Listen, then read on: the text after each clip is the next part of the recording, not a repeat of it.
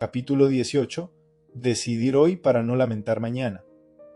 El futuro se decide antes de que llegue. Hay una escena silenciosa que muchas personas experimentan alguna vez en la vida. No ocurre en medio de una crisis espectacular ni durante un fracaso dramático. Suele aparecer en un momento tranquilo, una tarde cualquiera, una conversación inesperada, un aniversario que llega sin aviso, o un día en que alguien mira hacia atrás con cierta honestidad. Entonces aparece una sensación incómoda. La vida no se desvió por una catástrofe, se desvió lentamente. Esa persona recuerda 10 años atrás. No hubo un gran desastre.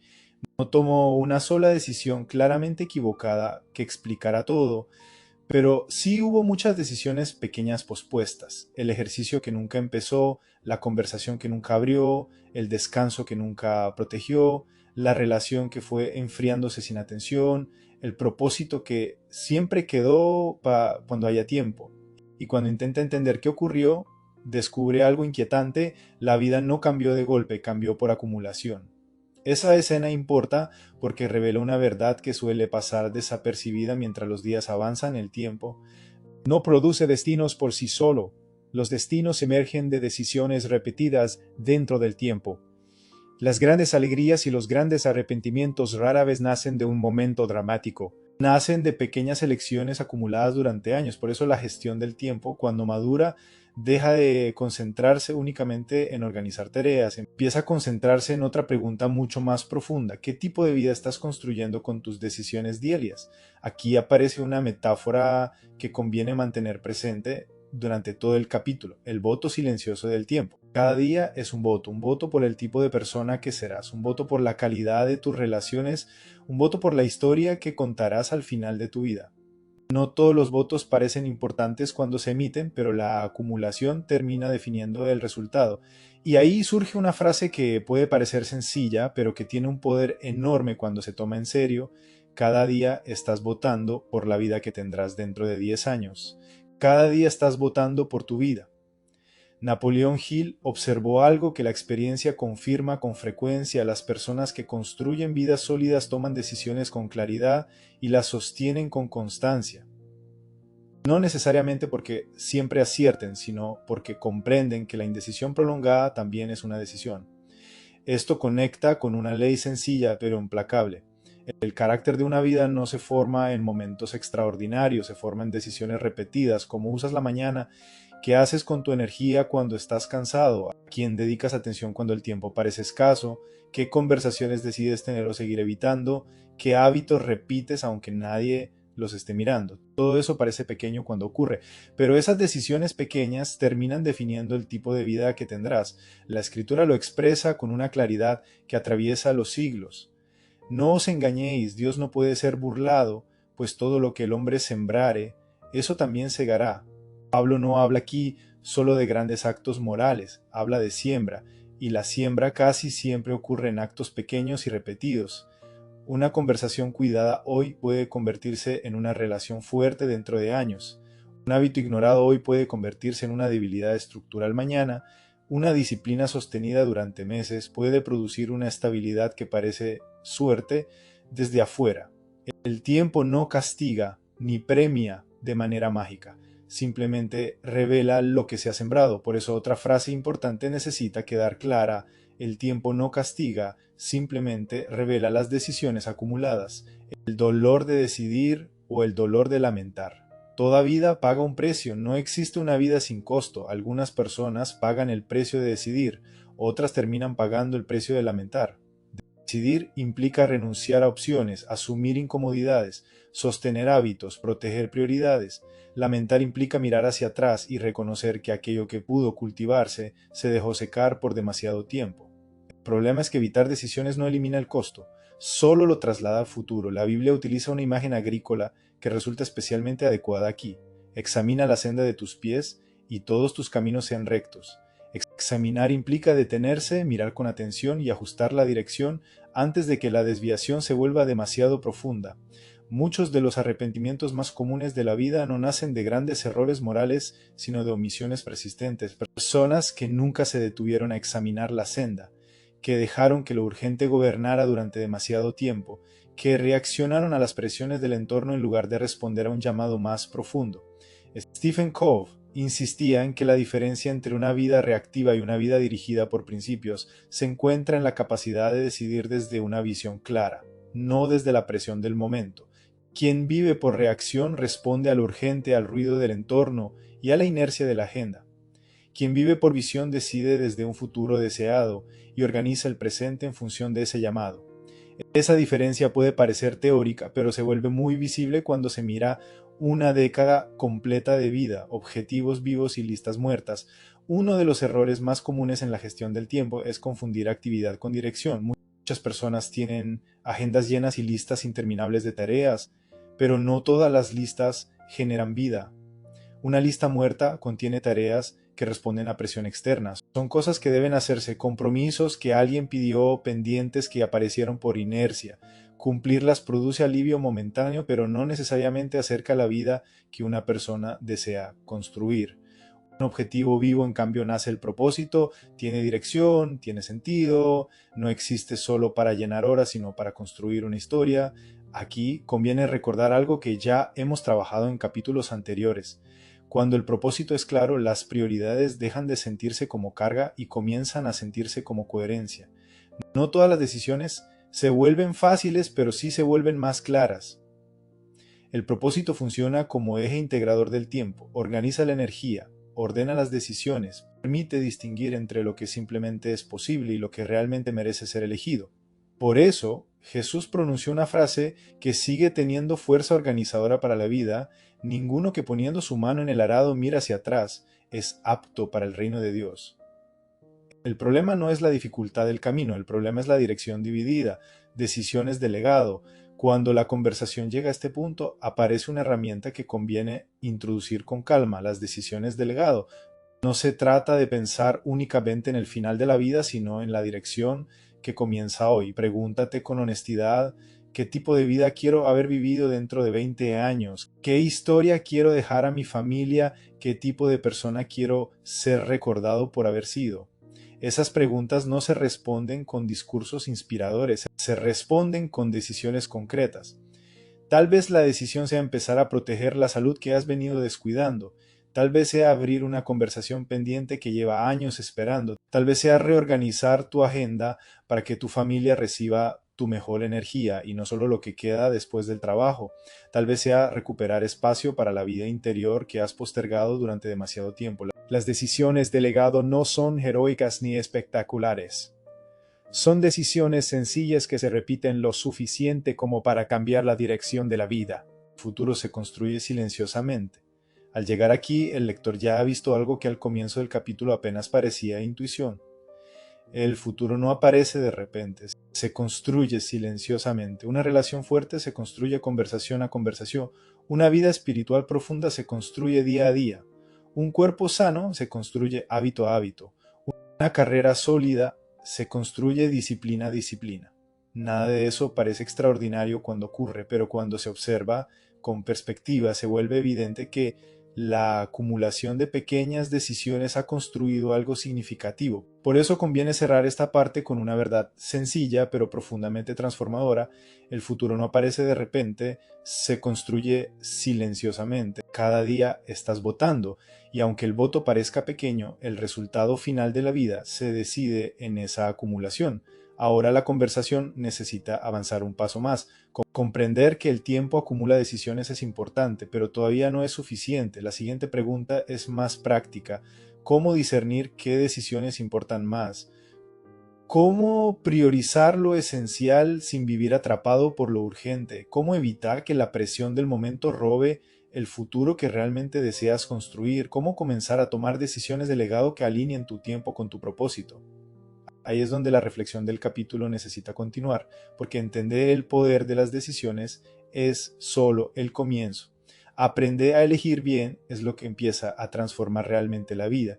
Elegir lo esencial y soltar lo accesorio. Hay personas que llegan al final del día con la sensación de haber hecho muchas cosas importantes y sin embargo algo dentro de ellas sabe que no necesariamente hicieron lo esencial. Cumplieron, respondieron, atendieron pendientes reales, sostuvieron conversaciones necesarias, avanzaron en tareas legítimas, Desde fuera la jornada parece correcta, pero al mirarla con un poco más de profundidad aparece una verdad incómoda, estuvo llena de importancia, pero no necesariamente de dirección.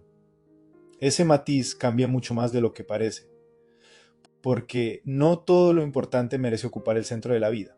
No todo lo urgente es decisivo, no todo lo bueno corresponde a tu llamado, no todo lo posible debe convertirse en compromiso. Muchas vidas no se desordenan por malas intenciones ni por rebeldía abierta, sino por una confusión sostenida entre lo que reclama atención y lo que merece prioridad. Y cuando esa confusión se vuelve hábito, la persona termina construyendo una vida cansada, productiva y aún así profundamente desalineada. Stephen Covey entendió esta tensión con una lucidez extraordinaria. Su insistencia en poner primero lo primero no era una fórmula de productividad elegante, sino una forma de gobierno personal. La vida efectiva, enseñaba él, no se construye cuando lo urgente domina cada jornada, sino cuando lo importante adquiere estructura, espacio y protección. Eso exige algo que muchos evitan durante años: discernimiento, discernir qué merece ser sostenido, qué debe limitarse y qué, aunque parezca valioso, no puede seguir ocupando lugar central. Aquí la conversación ya no es solo sobre administración del tiempo, es sobre visión, porque quien vive reaccionando al entorno, a la presión del momento y a la demanda más ruidosa, termina cediendo la arquitectura de su vida a fuerzas ajenas. En cambio, quien vive desde propósito aprende a ordenar el presente desde un futuro deseado. No decide solamente en función de lo que grita, sino en función de lo que quiere llegar a ser. Por eso Jesús dijo: mas buscad primeramente el reino de Dios y su justicia, y todas estas cosas os serán añadidas. El texto no enseña irresponsabilidad hacia lo demás, enseña jerarquía, enseña que no todo tiene el mismo peso, que hay un orden correcto del corazón y de la agenda, que cuando lo primero deja de ser primero, incluso lo demás termina desordenándose. Y esa es una de las grandes tragedias silenciosas del tiempo. Puedes estar ocupado en cosas legítimas y aún así alejarte paso a paso de la vida que estabas llamado a construir. Aquí vuelve a tomar fuerza la frase que atraviesa este capítulo como una advertencia y como una oportunidad. Cada día estás votando por la vida que tendrás dentro de 10 años.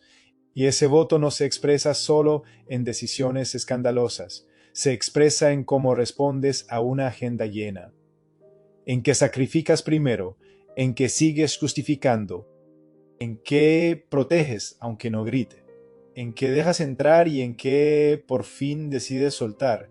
Cuando no decides, alguien decide por ti. Uno de los engaños más costosos de la vida adulta es creer que la indecisión mantiene abiertas todas las posibilidades. No es cierto. La indecisión también decide, solo que lo hace por desgaste, por omisión y por acumulación. Cuando no eliges lo esencial con claridad, lo urgente elige por ti. Cuando no proteges tus prioridades, la presión del entorno las reemplaza. Cuando no dices no a lo accesorio termina ocupando el lugar de lo central. Y eso casi nunca ocurre sin costo.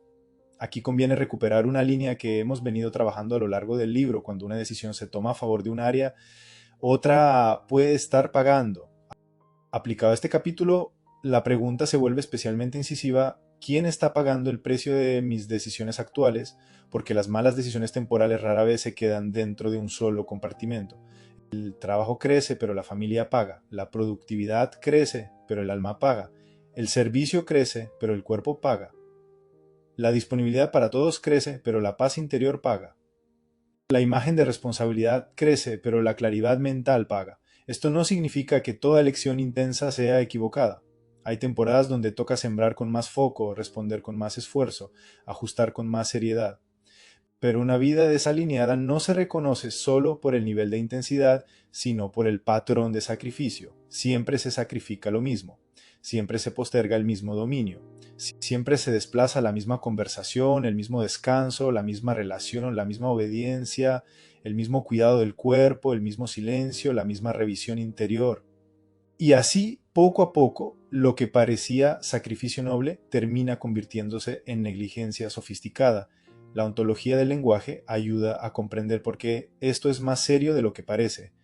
No solo usas tus días, te configuras a ti mismo al usarlos de una manera o de otra.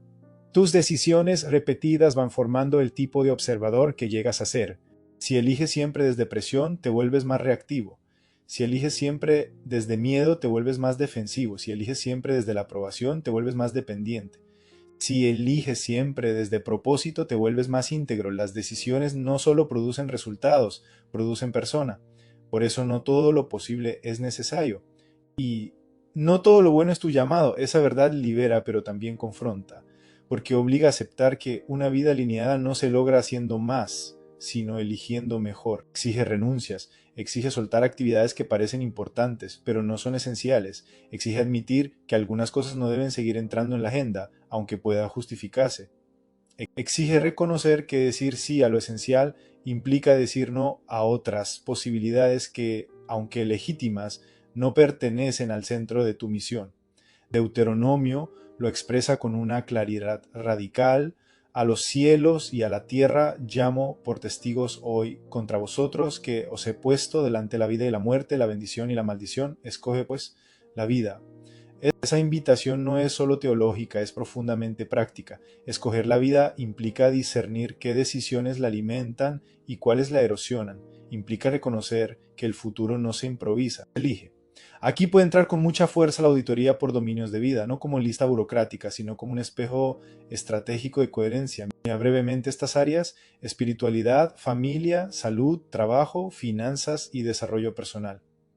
Luego formula una sola pregunta con toda honestidad: ¿qué área está creciendo a costa de cuál? Quizás descubras que tu trabajo está creciendo a costa de la salud, o que tu desarrollo profesional está creciendo a costa de la familia, o que tu servicio a otros está creciendo a costa de tu vida interior, o que tu estabilidad material está creciendo a costa de la paz. Esa conciencia no resuelve todo, pero sí rompe la niebla, y sin esa claridad las decisiones seguirán ocurriendo por inercia. El legado se construye antes del final. Llegados a este punto, la conversación necesita dar un paso más y mirar el tiempo desde el legado. No un legado entendido como grandeza pública o memoria grandilocuente, sino como la huella concreta que una vida deja en quienes ama, en el modo en que vive y en la historia que contará al final. Aquí conviene introducir decisiones de legado con una sobriedad muy práctica. No hace falta preguntarte todavía por una reinvención total. Basta con empezar por 4 decisiones simples, pero reveladoras: una decisión relacional, una decisión espiritual, una decisión de salud y una decisión de propósito. Tal vez la decisión relacional sea recuperar una conversación que vienes posponiendo. Tal vez la espiritual sea volver a darle a Dios el primer lugar visible en tu ritmo semanal. Tal vez la de salud sea proteger el cuerpo que sostiene tu llamado. Tal vez la de propósito sea dejar de llenar la agenda con actividades que no están construyendo la vida que dices querer. Lo importante es entender que el legado no se construye al final de la vida, se construye mucho antes. Se construye en el tipo de decisiones que repites cuando nadie está celebrándolas. Se construye en lo que decides proteger, en lo que dejas ir, en lo que sigues sembrando, aunque el fruto todavía no sea visible. Por eso una regla de vida personal comienza a volverse necesaria, aunque todavía no la desarrollemos aquí por completo. Una vida alineada necesita una estructura mínima que proteja lo esencial. Ritmos espirituales visibles, tiempo familiar intocable, límites de trabajo, espacios de revisión y evaluación, no como rigidez vacía, sino como una forma de impedir que lo importante siga siendo desplazado por lo urgente. La regla de vida no nace del miedo, sino de la claridad. Nace cuando entiendes que sin forma incluso las convicciones más nobles terminan perdiendo lugar. Proverbios 16:3 dice: encomienda a Jehová tus obras y tus pensamientos serán afirmados. Observa el orden: primero se encomienda, luego se afirma. Es decir, la claridad no siempre llega antes de actuar, muchas veces se fortalece cuando lo importante se rinde, se ordena y se sostiene delante de Dios. Una vida alineada no espera sentir certeza absoluta para empezar a decidir mejor. Empieza a ordenar y en ese proceso la dirección se vuelve más nítida. La síntesis de este capítulo necesita quedarse resonando con fuerza interior: las decisiones pequeñas crean destinos grandes. El tiempo acumula elecciones. Vivir por visión requiere renuncias. La vida alineada exige decidir con claridad. Y el futuro comienza hoy. Si algo de todo esto ha producido dentro de ti una mezcla de alivio y confrontación, no la desperdicies. Puede ser el punto exacto donde una vida empieza a enderezarse. No porque todo cambie en un día, sino porque por fin se rompe la ilusión de que el tiempo arreglará lo que solo una decisión puede corregir. El tiempo, por sí solo, no ordena nada, solo revela lo que decides una y otra vez. Por eso decidir bien es apenas el comienzo. La vida no cambia solo con decisiones aisladas. Necesita algo más profundo, alineación, cuando mente, cuerpo, espíritu y acción comienzan a moverse en la misma dirección. El tiempo deja de sentirse como presión y empieza a convertirse en coherencia.